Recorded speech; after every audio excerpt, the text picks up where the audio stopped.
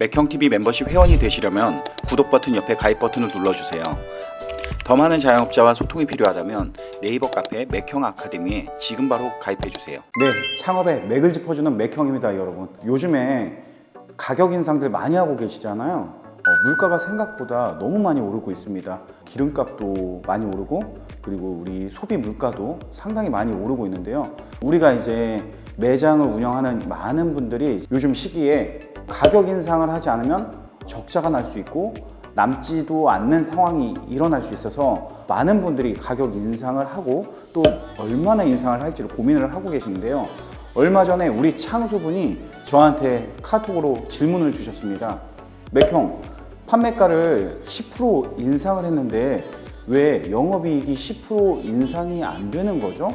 10% 올린 만큼 이익도 10% 올라야 되는 거 아닌가요? 이런 질문을 주셨어요. 그냥 단순히 생각해보면 내가 10% 올렸기 때문에 10%가 다 이익에 가서 붙는 게 맞지 않나? 라고 또 많은 창수들이 생각을 할 텐데요.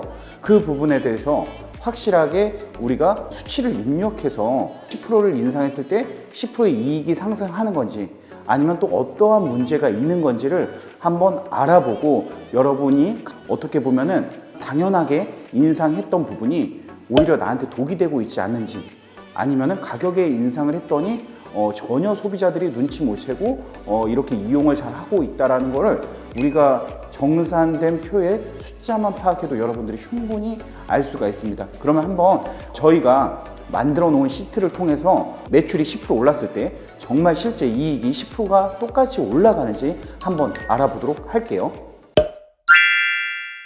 저희는 그럼 원가율을 계산하기 위해서 판매가 인상 전에 기존의 원가율을 한번 임의로 대입해 봤어요. 그래서 피자라는 상품의 판매가를 10%를 인상할 겁니다. 물론 우리 매장에 10가지 제품이 10%를 다 똑같이 인상했다라는 가정하에 질문을 하셨기 때문에 그 가정하에 여러분들께 설명을 해드리려고 합니다. 모든 제품은 똑같이 10%를 인상을 한 겁니다. 레시피의 변경이나 양의 변경은 전혀 없습니다. 그래서 기존에 투입됐던 양들과 그리고 기존에 구매했던 단가들 그리고 투입된 단가들 모두 다 일정합니다. 10% 인상을 했을 때도 다 일정합니다.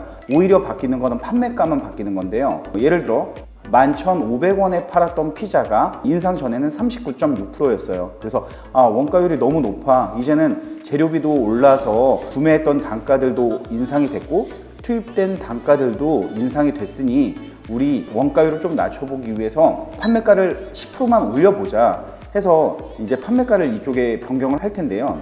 기존에 11,500원의 판매가에 곱하기 10%면 1.1을 하게 되면 12,650원에 판매했을 때 원가율은 36%.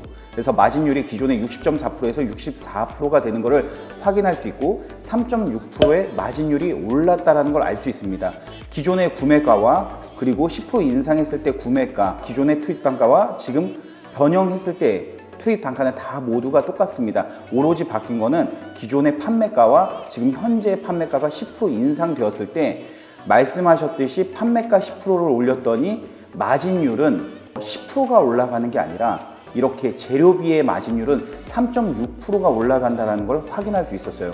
기존의 40%에서 약 10%에 해당하는 금액이 원가율이 낮아진 거죠. 그게 이제 마진에 가서 3.6%의 마진율이 붙은 겁니다. 그러면은 실제 그래서 이제 간단한 정산표를 만들어 봤어요. 여러분들이 여기서 알아야 되는 게 무조건 판매가를 10% 올렸다고 우리가 매출이 10%가 늘었을 거라고 생각하면 진짜 잘못된 판단인 게 10% 올렸음에도 불구하고 매출이 안 늘었을 수도 있고 매출이 감소했을 수도 있습니다.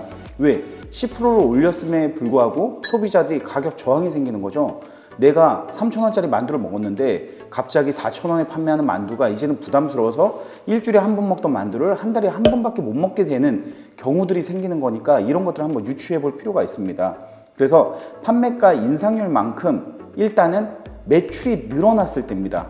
판매가를 인상했더니 매출이 늘었다. 그럼 어떻게 생각하면 될까요, 여러분? 고객의 저항이 생기지 않다는 거예요. 이만큼 괜찮아 라고 생각을 하는 거죠. 이러면 가장 좋은 경우인데요. 일단은 기존의 조정 전의 매출을 우리가 5,000이라고 할게요. 그리고 원재료비가 40%에 해당하는 원재료비, 이 기준으로 설명을 드리려고 합니다. 기존의 재료비가 39.6%였으니까 약 40%에 맞춰서 재료비를 설정을 해볼게요. 그랬을 때 2천만 원, 40%에 해당하는 원재료비가 생길 것이고요.